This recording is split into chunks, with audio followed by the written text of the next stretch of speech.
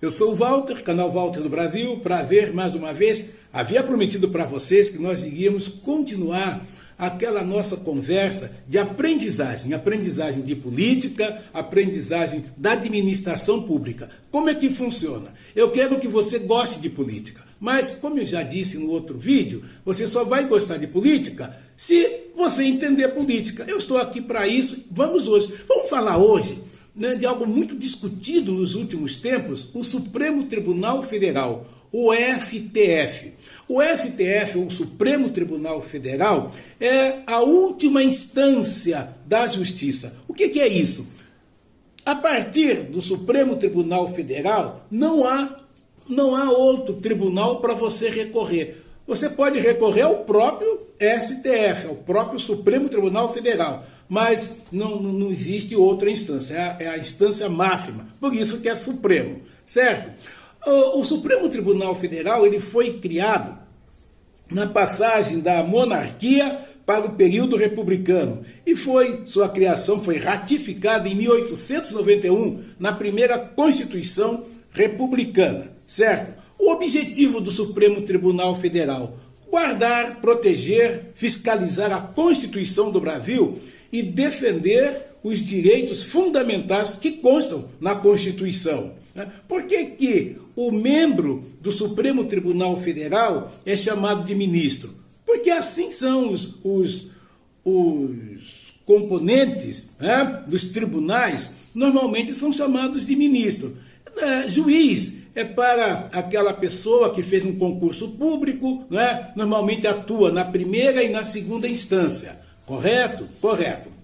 Hoje, o Supremo Tribunal Federal tem 11 ministros e está dividida em duas partes. Tem duas bancadas, vamos dizer assim, primeira turma, segunda turma, que atuam, que julgam. Provavelmente isso é por causa da quantidade imensa de processos, penso eu. Para ser ministro do Supremo Tribunal Federal, a pessoa tem que ter 35 anos, no mínimo, e no máximo 70 anos. Ele chega lá. Como é que chega lá no Supremo o ministro do Supremo? Como é que se faz ministro? Pela escolha do presidente da República. É o presidente da República quem escolhe o ministro do Supremo Tribunal Federal. Posteriormente, ele passa por uma sabatina, uma espécie de uma prova no Senado Federal, que normalmente não é rígida, ficam lá mais um jogo de compadres, um fica elogiando o outro. Eu assisti algumas dessas sabatinas e eu não vi lá tanto, nenhuma dificuldade para o futuro ministro do Supremo Tribunal Federal. Importante é dizer o seguinte: existem umas fake news por aí dizendo que o Supremo Tribunal Federal foi fechado, não sei o quê. O Supremo Tribunal Federal nunca foi fechado. Nunca foi fechado. Ele sofreu, sim, perseguições nos períodos de ditadura, principalmente. Lá no período de Getúlio Vargas, o chamado Estado Novo, principalmente, que vai de 1937 a 1945, lá o presidente nomeava o presidente do Supremo, o vice-presidente do Supremo, cassou mandatos, enfim, havia uma perseguição. Ele queria que o Supremo, o STF, votasse de acordo com a sua vontade. Também na ditadura militar, o AI-5, o Ato Institucional número 5, também aposentou compulsoriamente 3 ministros, outros renunciaram. É interessante que tanto lá com Getúlio Vargas quanto no período militar, era porque o ministro votava contra os interesses dessas ditaduras. Também o AI-5 proibiu o habeas corpus, de conceder habeas corpus. Foi proibido. Bom, é interessante aqui que nem sempre o número de ministros foi o mesmo. Em 1891, quando foi criado o Supremo Tribunal Federal, ele tinha 15 ministros. Foi criado com 15 ministros. Posteriormente, em 1931, no governo provisório de Getúlio Vargas, esse número foi reduzido para 11 ministros. Na ditadura militar, um ano depois que teve início a ditadura, o ato institucional número 2 aumentou para 16 ministros. E, posteriormente, em 1969, pelo ato institucional número 6, este número foi reduzido para 6 ministros, que continua até hoje.